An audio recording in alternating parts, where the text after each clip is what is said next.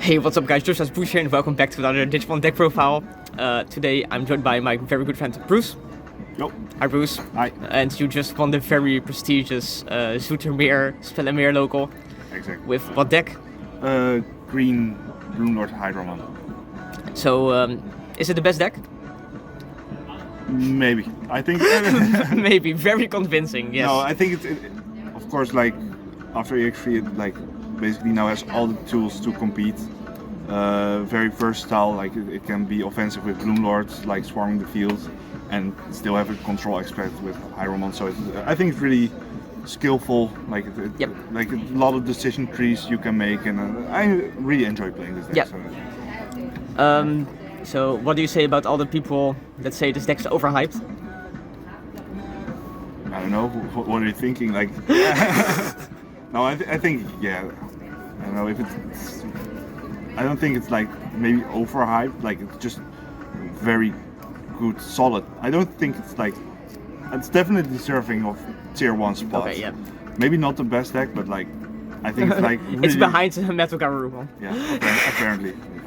Alright, yeah, let's hop into the deck list. Yeah, so starting off with the X, 4 Gummy and 1 Argo. Yeah, I noticed that, like, because of Digisorption being so broken, you rarely have to need, like, even like sometimes 1 memory is enough to just go from like a 3 to a 6. Yep.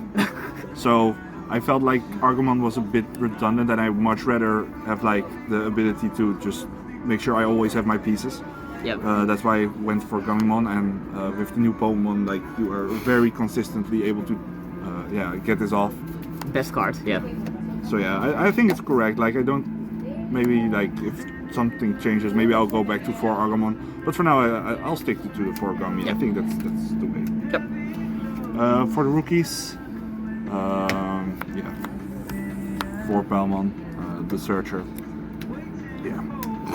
Yeah. I'm not even gonna like explain. Like, it gets everything. This card, absurd. Yeah. So good. This was this was, by the way, my first time playing with the new EX3 cards, and I was like, I knew this card was good, but like in testing, like just your engine going off and still being able to interact with your opponent's board just makes it so free. Yeah, it's insane. Yeah, nothing really to say about this. Like, I did some really cool plays where I just like did this, suspend something from my opponent, like trigger Gummymon, trigger Hydramon. Like, it was just insane. Put in a lot of work. Played 2 Terriermon. Yeah, I thought it was maybe not in the matchups I played, but like just good, just solid. It's good against Hydramon. It's good against Hydramon. 2 of the BT9 Pokemon, yeah, mainly for mirror match, although I did not play it, but yeah, it came in also really good against you in the finals. Yep. Where you did AZ and like showed that you were gonna put Pride on top, and you had the floater in the racing, so I just put this on the field and really put up pressure. I think it was like really overall really good. Also, like I said, mirror match, Jasmine. Yeah, I think it's just overall. There's a lot of decks where this is pretty good against. Yeah. And then I played 2 of the BT1 Palmon. Not too convinced on this card, but yeah, in theory you play a lot of cards out of your hand, so you don't get to draw a lot for like swarming the board. So I really think it's valuable to have cards like this that are able to generate advantage when you play them also. Fair. So that's it for the rookies. I was testing out this card because it's inheritable, can be really good. It's Pokemon. It's a Pokemon inheritable, yes. And I felt like mostly with this deck, like the champions are just like bridges for going to the fight. So I was like seeing if I could fit in something that would actually do something as a champion. And this would, like, even on the field, like the fact that you can just tap it to reduce something by 1 can come up. Yep. So I thought it was an all-round solid card, but like I think there's just not enough synergy with the deck. So I think it will probably find its way into the binder. 2 Weedmon. This is one of those cards, like it doesn't do anything. Like in other decks, this is probably one of the best champions you have, but in this deck, it's just there because it's vegetation with 3k. Exactly. Yeah. But and it's a cheap evo, but like yeah. I think then this also, but like this is like at least one cheaper in case you need to play it. Yeah, it's like a pseudo rookie. Yeah. So that's that, and yeah, this card is just really good. This is where it all starts. If this card hits the board, you're probably like going off that turn. It's so good. Like the draw one is pretty good. You keep triggering it. Yeah. Nothing stinks. For Avatar, I really like this card. Sometimes it's kind of annoying that it's Evo costs for 3. Yeah, imagine having to pay like full cost to go into a level 5, right? Yeah. So bad. It's so bad. No, I really like this aspect of this card is that like if you go first, which I tend to do, and you just get a rookie, put on a cheap one, and just go stack this in racing. It always makes sure that you have follow-up play, and it helps you play around DefX by always making sure so that if I get DefX, I can just put this out and just start recreating the field. So yeah, I really like it for that, since the inheritable really flows well with the Bloomlords, making sure that you always get full. And these guys, I don't think I need to explain this. I think you do, because I've seen a lot of lists that play just 2 of this, so apparently people don't know what it does or something, I don't know. I don't know. This mind-blowing. Like, if you play 2, sorry, but I don't know what you are thinking. Like I said at the start, like sometimes you just can go from, on one memory, you can go from a rookie to a mega, like out of nowhere, because these cards exist. Yep. Like, I don't know. Digisorption, best keyword in the game. Yeah, that's facts. Yeah. Facts. I don't. Yeah, the fact that this one is even searchable because of the Palmon, like, yeah.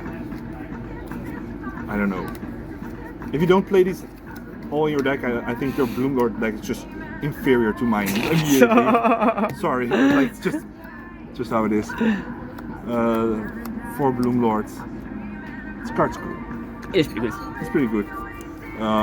Yeah, just puts on a lot of pressure. The fact that you can do this multiple times in a turn sometimes comes up, which yeah, I don't know. Like, what should I say about this card? It's the key card of the deck. This card? Maybe I have to censor this, I'm not sure. Yeah, I don't know. You'll find it out. Terms of service. This card's really good. I don't know. Yeah, there's a reason why this deck was mediocre in BT10, and it's considered the best deck in this format. And yeah, this card's one of the key parts. It's just so nice to have a control aspect to the deck, where before the only thing this could do is just like attack and hope it's just enough. Yeah. But with this, like it just, you can actually control the board state. Control the board state. The fact that like just as this, like that you can go from evolve this for super cheap.